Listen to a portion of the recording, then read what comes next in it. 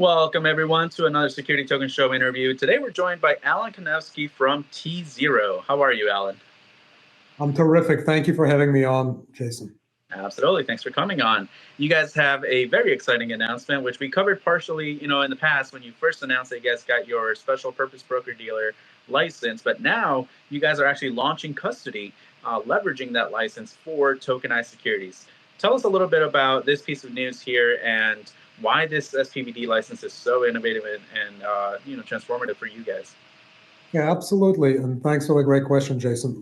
We are firm believers in fully utilizing our unique regulated assets. It took us over 3 years to receive approval for special purpose broker-dealer license. It's only one of 2 in the United States, and believe ours is going to become a leading player in the evolving tokenization space. As a reminder, the pathway for developing infrastructure in the US for digital securities has been obscure and rocky at times. tZERO has been one of the leading participants in this space to develop regulated infrastructure to support tokenized securities, as well as other assets that will or should be treated as securities under current US law, whether it's the bulk of real-world asset tokenization projects, or whether it's a significant number of digital assets, particularly native digital assets that are in the space now that, in the view of the SEC, constitute securities, that of course remain subject to political and regulatory dialogue in the space, but our focus has been to support this asset class with robust infrastructure. And we've done that with an alternative trading system broker-dealer that can trade digital securities. We have a broker-dealer that can provide a gateway for retail and institutional customers to that marketplace. And now, and very importantly, we have a custodian. Until now, if you wanted to provide an end-to-end digital asset security environment in the private markets to your investors, you had to look elsewhere, or often you had to have your users look elsewhere for custody, whether it's a bank, whether it's a self-hosted wallet. That led to operational inefficiencies, increased cost, and poor user experience. By being able to provide one-stop shopping that includes custody of digital asset securities in our special purpose broker-dealer, we can deliver a seamless, transparent, and regulated marketplace to our investors. We recognize that the end state vision of blockchain innovation is the creation of a digitally native, publicly accessible technology layer with securities and other items of value represented through self-regulated and automated smart contracts that deliver a transparent, inclusive, faster, cheaper, and far less intermediated marketplace. We also recognize that that's a long journey, and to get there, existing regulated market participants, such as broker-dealers, such as transfer agents, to the extent that they remain relevant, need to be equipped to be fluent and suitable for digital asset technology, which is why being able to custody digital securities inside a broker-dealer is such an important step on this innovation. And yes, these are regulated market participants and intermediaries that continue to play critical roles in the tokenization and the digital asset security lifecycle, but it's an important part of this journey. Totally understand that. And for the viewers that maybe aren't as familiar, I think when you say digitally native, we mean, for example, an asset that's not necessarily a mirror of an existing asset, but more so for example, a share class that's only accessible on the blockchain. Is that correct, Alan? That's exactly right. We've been pretty good at pioneering, as you describe it, Jason, mirrored assets that take a conventional security, for example, and and make it digitally enhanced, where there's a courtesy carbon copy, a mirror of books and records that exist with a transfer agent or a broker dealer on chain. And it becomes transparent and publicly visible. It provides important insights into opaque capital structures of a private company in particular. A lot of public companies have really opaque and inscrutable capital structures as well, but certainly for private companies. That was an important innovation that we had. Now we can have a fully, as you say, digitally native security that exists only on chain, where a blockchain is a source of truth, right? So this is now an ecosystem, not through trust of intermediaries, but through truth that is directly accessible by you, the user. And that journey is only going to continue as more features of these types of assets are made available through the power of smart contract automation. And I want to touch on some of those features, actually, Alan. I know in the press release, you guys talked about secondary trading modalities that will be, kind of enhanced now by this license here. You talked about automated trading, auctions, and so forth. Tell us a little bit more about what has kind of unlocked now that you guys can custody on behalf of your customers. That's a great question, Jason. This is going to be a continuing journey as we deploy the full potential of blockchain technology in the capital markets. Whether it's going to be features that will bring the issuer and its closest stakeholders, its closest fans, its shareholders, people who gave it capital, whether in primary, secondary, in primary markets, or who purchased the securities in the secondary markets. But features that will narrow the gap, close the gap between the issuer and the investor by providing greater information flow, greater voting power, for example, and voting functionalities that come with these securities that will be facilitated through the power of blockchain and smart contract automation. Whether it's other utility functions, such as permitting your security holders to directly through the securities, whether they're held in a central custody brokerage account or held directly in a self-hosted wallet, to use those securities to unlock discounts, to redeem those securities for certain goods or services or hotel rooms. And that's been an important project for us with RSRV that we continue to refine.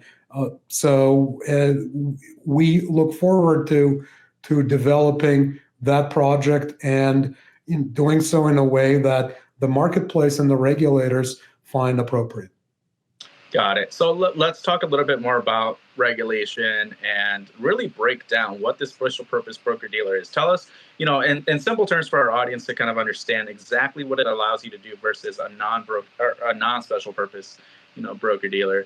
There's only two of you in the States here. So what are you allowed to do? And is there any special language, for example, in your license of what you can and cannot do? Yep, I appreciate it. And that's a terrific question. And what makes a special purpose broker dealer special? I take it for granted, having been engaged in political and regulatory dialogue in this for 3 years.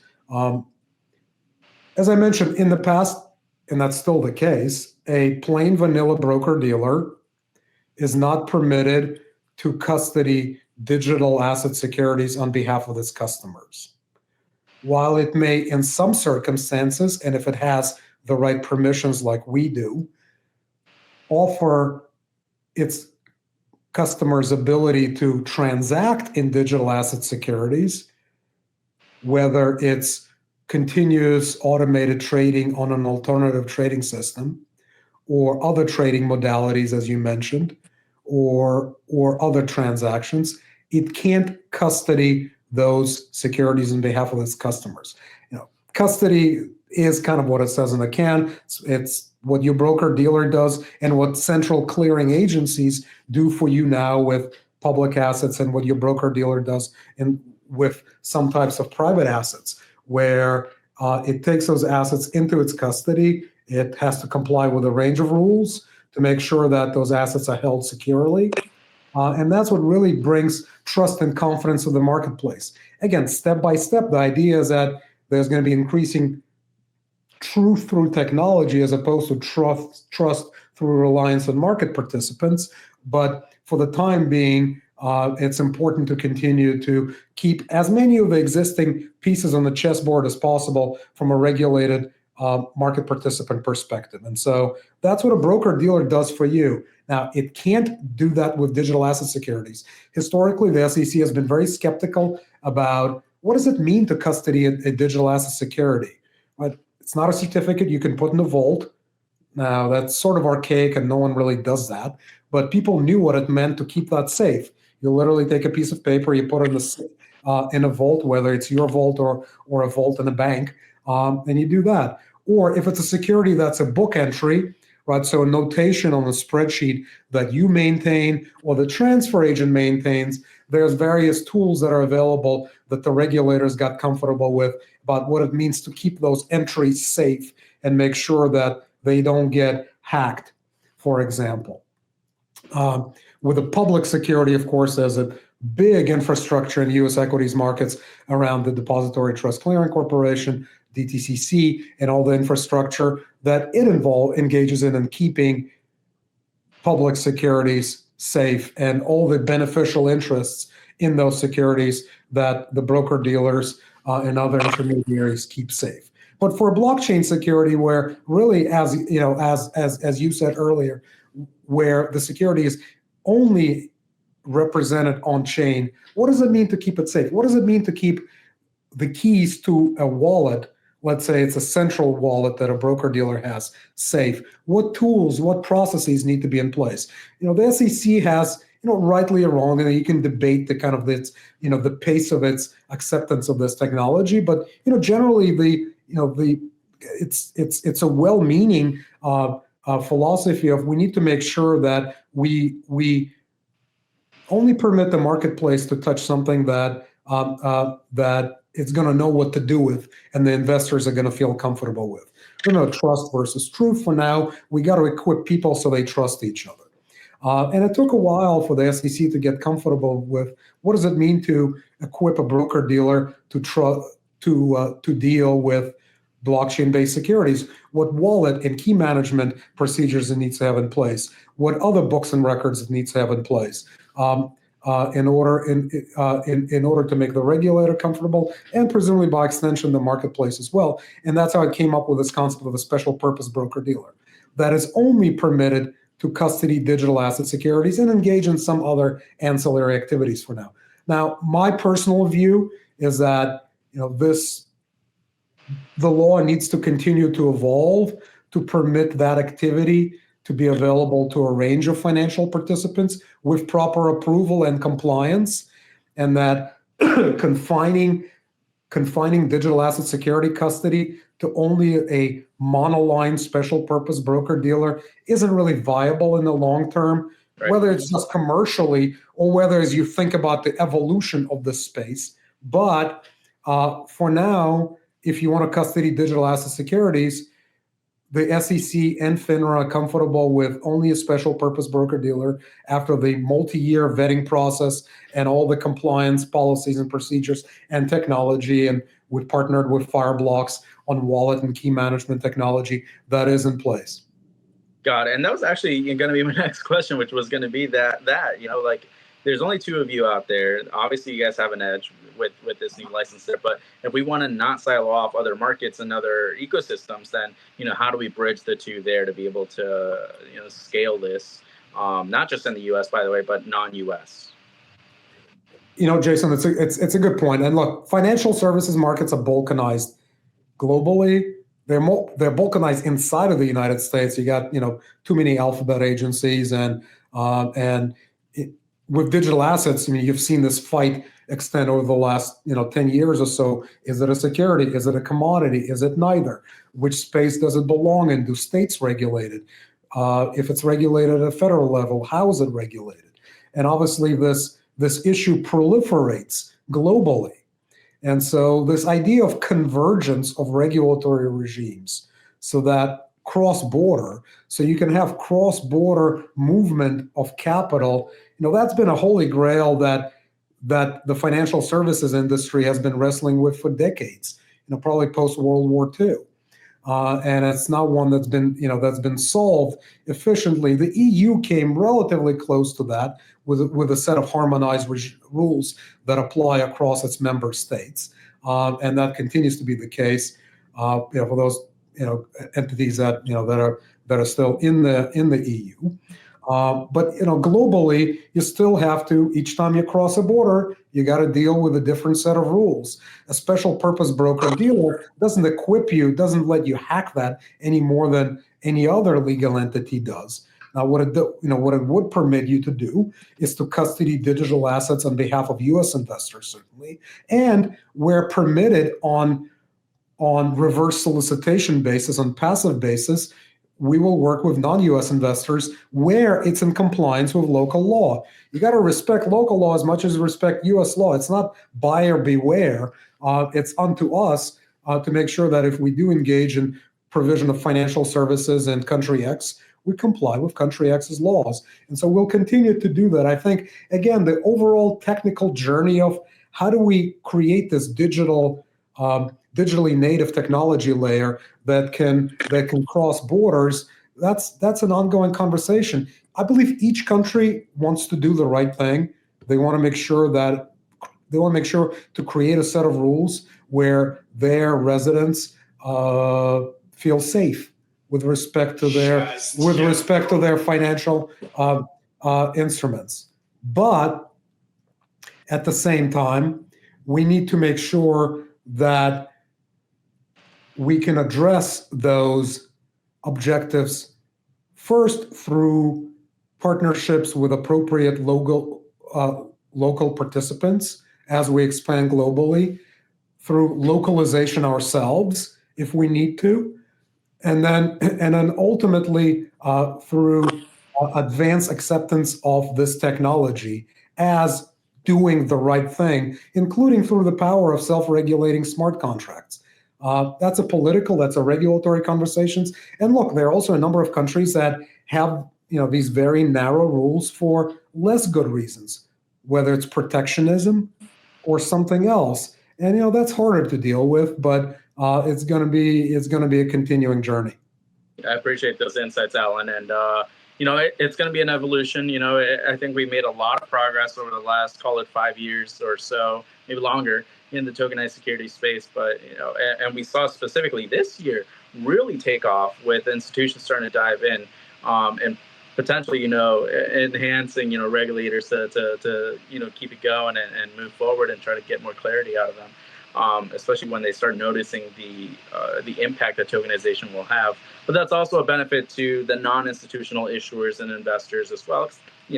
Clarity for one is clarity for all, right? So at least in terms of what we can and can't do. So let's get to the exciting announcement also. Who is your first, or which token will be your first to be able to leverage custody fully on-chain through your SPBD? Our first token is going to be also our pioneer asset. It's going to be our own security called tZERO. It's a preferred stock that tZERO issued in a very successful security token offering in 2018. And we started trading it on our platform in the beginning of 2019 in digitally enhanced form. And now we're looking forward to fully tokenizing it and bringing it to the marketplace with custody in our new special purpose broker dealer in the first quarter of 2025. So in a matter of a few months, this is not just a function of eating our own cooking as we look forward to scaling this infrastructure, including our digital asset custody, to other issuers, to other products, whether it's products that we sponsor ourselves or that come to us from the industry, including a number of leading participants that we're in conversations with. It's also important because we believe that it's going to deliver new and additional functionality that we think is going to be of interest to the investors in the marketplace, and we look forward to talking about it in due course. Very, very exciting. Obviously, eating your own dog food is the best way to lead by example, right? It is your preferred equity at the end of the day. So, there is something to be said about, what you're doing here and really trusting yourselves as a platform and your license and so forth to make sure you're doing this fully compliantly. Tell us a little bit more about what we can expect from you guys next year and what you perceive the tokenization space in general will see next year as 2025 comes around the corner. Yeah, absolutely. In terms of industry trends, I think you're going to see three things. You're going to continue to see increased use case of blockchain technology and smart contract automation in the securities industry. In some cases, it's going to be a function of learning how to dream a little bit smaller and identifying nuanced processes in the marketplace that could be improved, made more efficient, made more transparent, made more inclusive and accessible through blockchain technology. But there are also going to be broader projects that will look to reform some segments of the marketplace, principally in the private markets through tokenization. Again, in the US, tokenization generally means securitization, and so that doesn't get you out of jail of having to comply with securities laws in most cases, subject to what might happen with politics and rulemaking in the next months and years. But you're still dealing with securities, but are you going to be dealing with securities that deliver features and functions that don't exist to date? That's the product challenge. At some point, we won't be able to rely on, that Congress or the SEC or that president, right?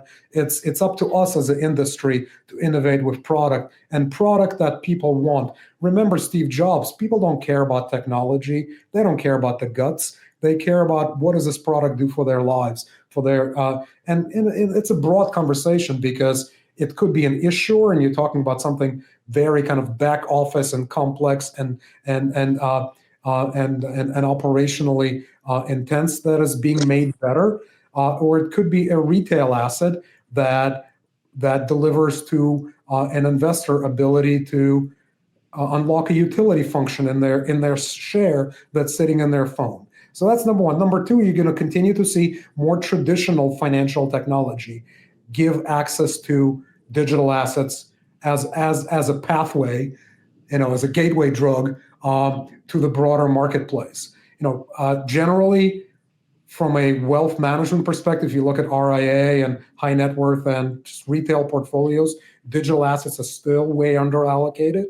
And given how broad the denominator is, a small movement is going to mean a lot for digital asset space, whether it's cryptocurrencies or tokenized securities or others. And so you're going to see more traditional finance vehicles like ETFs being used as a gateway to digital asset penetration into traditional portfolios. And number three is, and again, this is really what this is all about, lest we forget, you're going to continue to see more technology being used across other industries, not just financial services, but land registry, provenance, and inventory management. One of our sister companies, Grain Chain, has been doing terrific progress with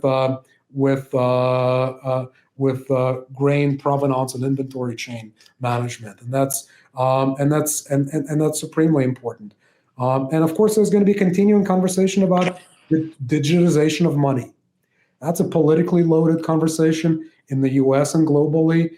It's one that needs to be conducted keeping in mind our social values, which could differ from country to country. Each place approaches differently, but that conversation will continue. But for better or for worse, blockchain themes are no longer going to be confined to enthusiast community, where on one hand, crypto is great because it elevates conversations about blockchain. On the other hand, it comes with AML and other kind of baggage, rightly or wrongly.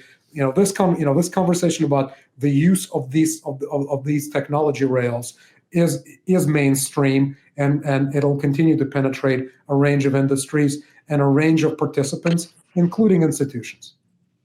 Very nice. Thank you. So 3 trends right there. I think I'm inclined to agree especially with your second point, with other assets coming on chain and other sectors leveraging blockchain, to track things, to get a better full view as to life cycle of an asset, or even supply chain, we've seen as well. So, really excited to see all that. And let's not forget that at the end of the day, assets trade based on information, whether it's balance sheets or it's P&Ls or it's looking at the rentability of a property or whatever else the case may be that the token represents, right? So I'm excited to see how that evolves over time. And on the regulatory side, I mean, to your point, yeah, there's other issues that the industry kind of has to solve on its own. It's not like technology is not going to solve regulation. At the end of the day, regulation is still what it is, and it'll happen off chain. But enforcing that regulation, once it is more clear, or trying to innovate, obviously is on us, right? And maybe even working with regulators too to suggest, hey, based on our experience, this is maybe what we want to see from you guys, which is, one of the things that we are doing with the RWA Foundation. We're excited that tZERO is a founding member as well. So, thanks for joining early on. And for anyone watching, by the way, if you want to become a member and follow what the RWA Foundation is, go ahead and check it out at rwaf.xyz. Alan, thank you so much for your insights. I think it's really cool what you guys are building. I'm excited for 2025. For anyone that's interested in tZERO and, and specifically even custody, and do they have to sign up through a special form, or how do they kind of tag on to leverage you guys' new custody service? Yeah, absolutely. Please go to our website, tzero.com, and you'll be able to get in touch with us through a functionality there. And I'm really glad to be on. We're glad to be a founding member of the foundation, and we're of course always glad to talk to you again, Jason. Thank you. Thank you. And with that, everyone, we'll be moving on. Thank you so much, Alan. Have a great day. Thank you. You too.